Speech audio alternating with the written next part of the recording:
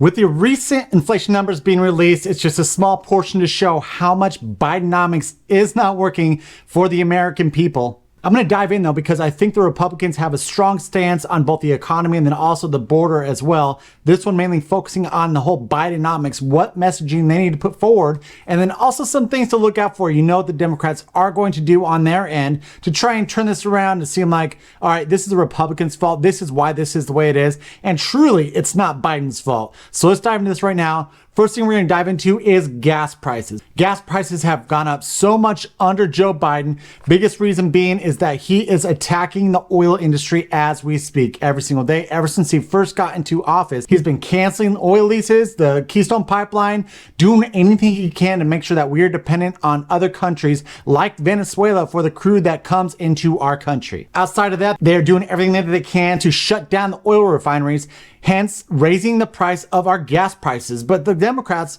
what they'll sit there and tell you is like, this is the cost for becoming a green economy. The gas prices will go up because we are in transition to this green economy, solar, wind, the whole thing that's going to replace gas and coal, all the dirty things that Democrats say that we must get rid of. Ultimately though, that will diminish our economy. It will take this country down. Let's go over the numbers when we are talking about these gas prices. In the first 37 months of Joe Biden's term, he has raised gas prices 38% since taking office back in 2021. So when he took office, gas prices were $2.42 on average across the nation. Now they are currently at $3.33, a huge increase in gas prices. Ultimately, that will add to the inflation that we are seeing, which I am going to cover towards the end of this video. One of the best things that Trump did while he was in office is, for the first time in American history, we were truly energy independent, with a goal in mind to become energy dominant, to where not only are we energy independent here, we are also selling our oil outside of the country, becoming the main hub of oil supply across the world. We could be putting so much more pressure on Russia if we were the ones who are truly dominant in supplying oil and gas over into those European countries. Another thing that we have seen under Bidenomics is the real wages, is that the fact that they are down since he took office. Now, just a side note to this, I think that this will be the weakest argument for Republicans when they are talking about this Bidenomics economy, because when he first took office, weekly real earnings averaged $373, where now they're at $371. Not that, I mean, they went down quite a bit. I think the lowest point was $359 in Q2 of 2022. So yes, they've been going up since then. That's why I think this will be the weakest argument when we are talking about how Bidenomics has been filling the United States. Mortgage rates has been another big issue when talking about Bidenomics. Yes, they are extremely high. A lot of this, even though with the Fed raising the rates, it doesn't directly correlate with those mortgage rates. They pretty much go hand in hand, right? So whenever you see those federal interest rates go up, typically your mortgage rates go up, and vice versa. Sometimes you have mortgage rates go up and then your federal interest rates go up a little bit. They kind of dance with each other, right? That's how they all work. Today though, mortgage rates are more than twice what they were when Trump left office. Not only that, but mortgage rates actually fell under Trump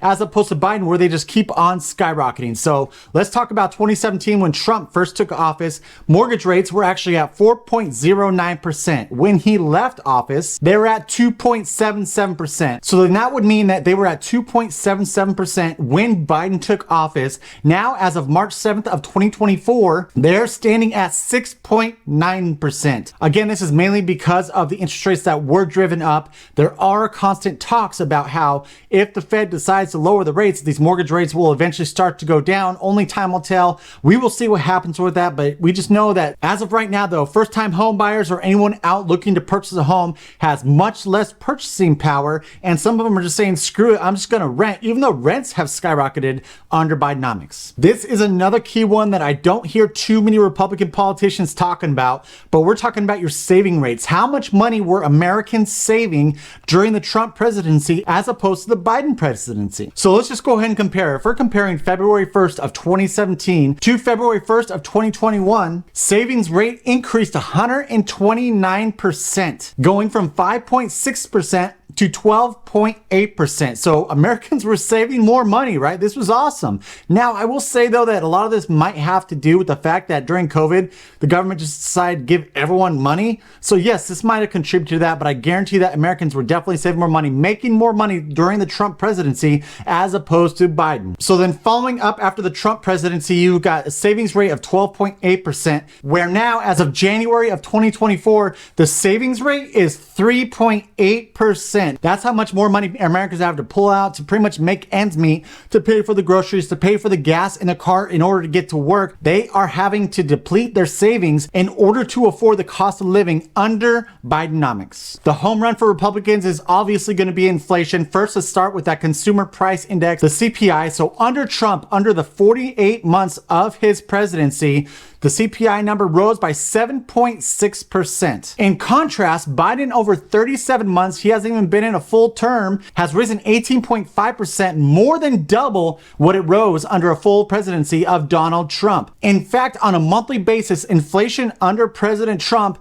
averaged 1.9%, whereas under Biden, it averages 5.6%. I'm going to dive a little bit deeper into this because I know like in 2022 is when we saw that super crazy inflation where I believe it peaked at like 9.1% in the summer of 2022.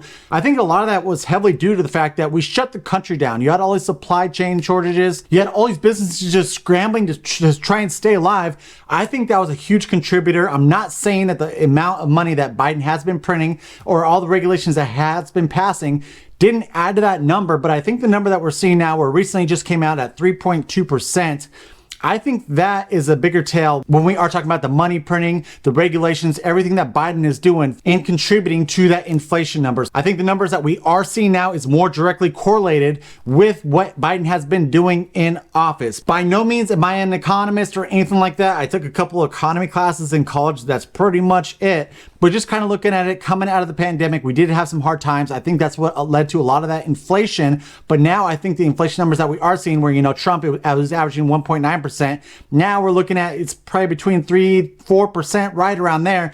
That is more of a consequence of what Biden has been doing. And even with those numbers, it's going to be twice what it was on a monthly basis compared to Trump. I've talked about this in a prior video. I think that the regulations that Biden has been implementing on so many of these businesses is a huge contributing factor to that. There was still money getting added to the deficit when Trump was in office, but these regulations are putting a huge burden on a lot of these businesses trying to operate within the United States, adding on more fees, more penalties, all this crap. Guess what? When a business ends up having to pay for those fees and all those expenses, they're going to pass that down to the consumers. And that might be why we are seeing the inflation that we are. I broke it down into 3 different things why I think that inflation is the way it is. And so the first one, obviously, is government spending does add to that. Then you have high gas prices. The cost to transport these goods obviously is going to be brought down to the consumer. And then also the regulations, those 3 things, where if you take those 3 things and apply them to Trump was removing regulations on a lot of businesses so they could operate more freely within the United States at a good level. He wasn't sitting there letting them, you know, dump oil and crap into the rivers. What he was just saying is like, this is ridiculous that we are regulating these businesses to death to the point where that is going to be passed down to consumers. And so he limited that. Obviously, gas prices, we were energy independent when Trump left office. Bringing down those gas prices would also help to deter that inflation. The only thing that we could kind of compare apples to apples when we are talking about inflation is maybe the spending that government is doing under Trump and then also under Biden. Biden also has those 2 extra things in regards to regulations and then also energy prices. And so that might be why we're seeing this inflation pop up in the way that it is. Either way, the best way for Republicans to win, they cannot just pin this on Biden. They need to find a way to pin this on Democrats, because even though the polls constantly come out that Americans don't like Biden, they are still pretty favorable to the Democrats, and we still need to win the House and Senate if we want to make some real changes if we take over the White House come this November. The Republicans really need to focus on their messaging, because I feel like their messaging is so convoluted. They kind of try and keep it too complex at times. Just simplify. One of my favorite clips that came out last year that I think Republicans could take a note from this was Trudeau up in Canada, his rival, I think it's Pierre Poilievre, I'm horrible at pronouncing that, but him just chowing down on the apple. He simplifies, he throws their stupid questions back at them, pretty much adding some common sense into the conversation, but he also, every time that he's messaging, it's super simple. He's not trying to get intricate. He's trying to talk to the Canadian people in a way that they can understand it. On the topic, I mean, in terms of your sort of strategy currently, you're obviously taking the populist pathway. What does that mean? Well, appealing to people's more emotional levels, I would guess. I mean, certainly you tap very strong ideological language quite frequently. Like what? Left wing, this and that, right wing. I mean, it's that type of ideological thing. I never really talk about left or right. Anyways, I don't really believe in that. Okay, a lot of people would say that you're simply taking a page out of the Donald Trump book. Like which people would say that? Well, I'm sure a great many Canadians, but like who? I don't know who, but well, you're the one who asked the question, so yeah. You must know somebody. The Republicans have a problem with this. Keep everything simple. Keep it on the economy. Keep it on the border. Consistently show the numbers under Trump as compared to the numbers under Biden. That is all they have to do. Don't go out on a limb trying to get complex on what you want to do if you do take over the House, Senate, and then potentially the White House. Thank you guys so much for watching. If you do like this video, please give me a thumbs up. Follow along so you can see all the content that I am putting out. Until next time, stay free.